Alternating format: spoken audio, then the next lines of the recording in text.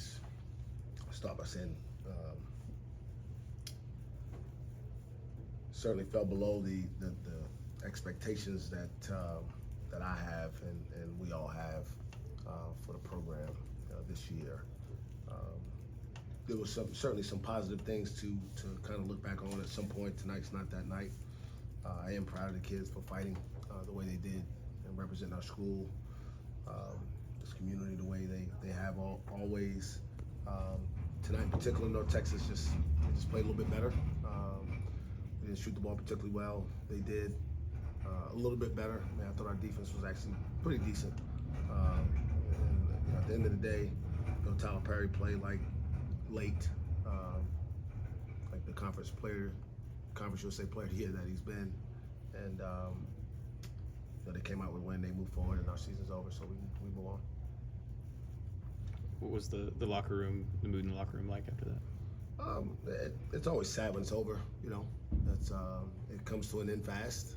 For everybody except for in this tournament one team and the other tournament one team. So a lot of disappointment. I think guys felt like they could have maybe played a little bit better. I certainly could have coached a little bit better, and we all got to take our part of the ownership of making sure that we are better moving forward. Perry's hit so many of those deep threes throughout the year to win games. I mean, did you guys anticipate that he was going to take that shot? Was there anything you guys were trying to do to take that away from him? I mean, again, he's a really good player. And the more range you're able to shoot with, the more difficult it is for to prepare for, because you don't know when a shot is going to come from that range. But obviously, as the shot clock's winding down, he's capable. He's made them consistently throughout the year. He's a heck of a player. We got a lot of respect for him. And tonight he carried his team like the MVP of a conference should. And my hat's off to him. And we saw some of that. It kind of puts you on a little bit of a bind because they have other guys who can shoot. And then when you switch it and try to put a little more length on them, that's where the big guy got his 8 offensive rebounds. Now we got a smaller guy in there trying to block him out. So again, hats off. Made some tough shots, but certainly has always been capable at. What goes through your mind when he lets that fly and you see it find the bottom of the net? Well, I mean, you make sure you contest it. You want to contest as many of his shots as possible. And I thought he made them overhand. I mean, there were very few that he was just wide open for. In fact, he tried to get away a few times and couldn't, and took the contested shot and made it. And obviously on our end, we didn't capitalize. Something that's just kind of been a recurring thing. I mean, shot making from 3 and the free throw line really bit us at the end of the game today.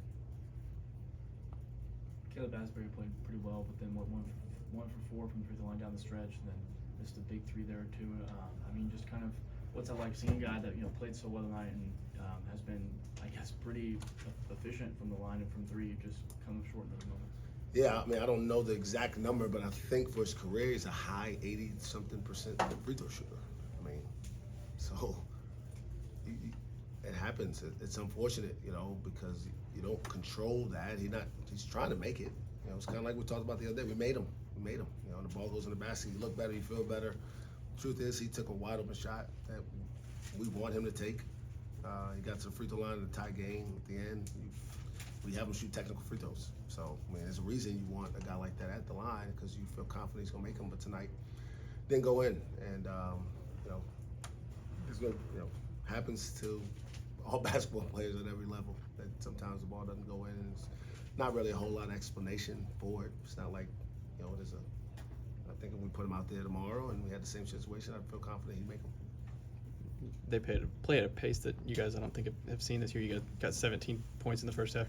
What was kind of your message at halftime, and how did it get flipped? we knew that. I mean, we knew they wanted to try to play the game that way. We watched enough film of their conference games that they probably wanted a low possession, controlled tempo game, and we wanted to try to ratchet it up, and we just couldn't get out of the mud.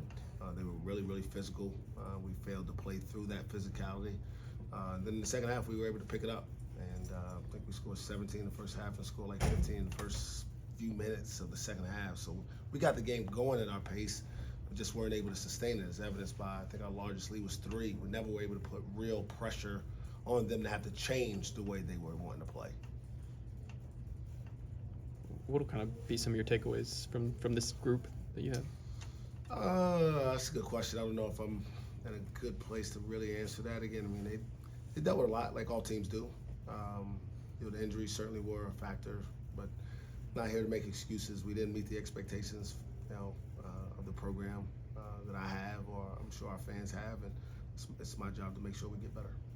You talk about the portal and all that stuff. When will you start having discussions with those guys? Especially, you got a lot of guys with 1 year of eligibility left. Yeah, it'll be pretty quick. By rule, we got to give them some time off, but those conversations can start to happen fairly soon. And then, like I said before, each person's conversation is a little bit different because their options are a little bit different. So, some of them will probably be fairly brief. Some of them may take a little bit longer to decipher, but at the end of the day, we'll all get on the same page about what's necessary for our program to have more success moving forward. You had a moment there where you were talking to Caleb Boone on the while there for a bench all the way through a good portion of the timeout, and before that, just what were you saying? Him looked a little bit frustrated or upset about something. I was just trying to get him to kind of, just re-engage. He struggled. There's no question. And we never quite figured out why, because it was literally right on the heels of him playing the best basketball of his career. It was kind of a fascinating thing to watch, and really kind of sad in a lot of ways for me, kind of knowing the kid. He just couldn't get it going again, for his talented. I mean, there's simple basketball plays out there that just weren't being made. So I was just trying to encourage him that we don't have to feel like it's pressure. You don't have to do this by yourself. You got a whole team, you got a coaching staff, you got teammates. Try as much as you can to go out there and have fun. Coach, coming out of halftime, what did you tell your team to get the offense rolling the way it did? First we just talked about staying with it defensively. We couldn't let our lack of scoring dictate our mindset on the defensive end. And we knew that Perry would keep going. I think one of the things we did early in the second half, which maybe made him feel a little bit more comfortable, is we fouled him on a three-point shot, which we kind of gotten away from. He saw the ball go in the basket a little easy there. But I really just wanted to try to implore those guys to really try to get the tempo of the game up to where it was going to be more advantageous for our athleticism and playing a few more possessions than maybe they wanted to. Mike Bryce had hit the. Sorry, Go ahead. Oh, thanks. With Musa having a perfect night from the field, just what do you think of kind of how his offense has developed, and what do you see for his? I know it's his decision, but kind of what's next for building his game?